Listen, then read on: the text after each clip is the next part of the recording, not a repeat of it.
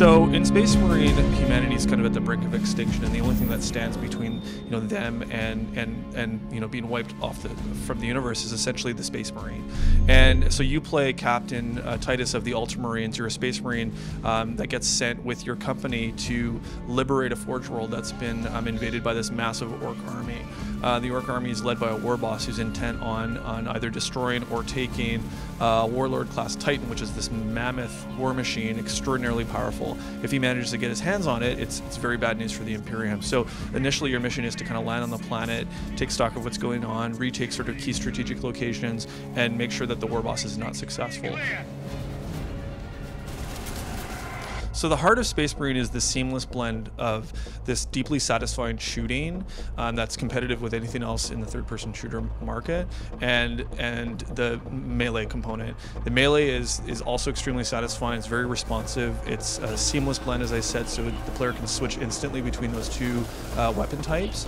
And it's that hybrid, that seamless sort of unification of those elements that makes Space Marine really shine.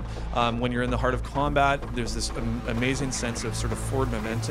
You have this powerful figure who walks onto the battlefield and is constantly pushing against the enemies, and you're just basically smashing through everything that stands in your way.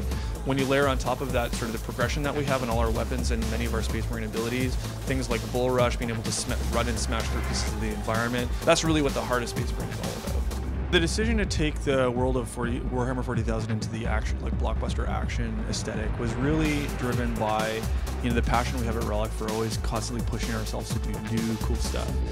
We'd been working for 7 or 8 years with Games Workshop on the Dawn of War franchise. We consider ourselves to be some of the experts in the world on interpreting their IP for video games, and it was all about trying to find a new way to express that IP and explore a new genre for us that we're passionate about, which is third-person action. So really, it felt like the two worlds were such a good fit for each other. I think that it's anybody who knows anything about 40K or cares about Space Marines is going to feel like this game has been a long time coming. We feel definitely excited to be able to deliver that core fantasy to players of being that like 7-foot tall superhuman warrior encased in armor, walking on the battlefield like a god basically, and just dominating.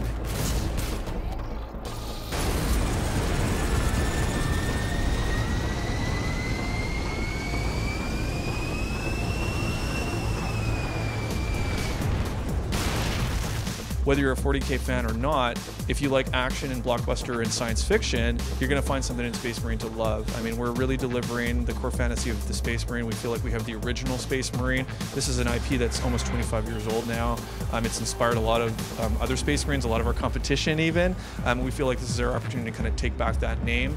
Yeah, because we love the IP and we know it so well, I think we have found the right balance between kind of remaining faithful to the IP, putting all the elements that matter to the fans, but also not making it a barrier to entry, so it'll be very accessible to anyone who likes science fiction.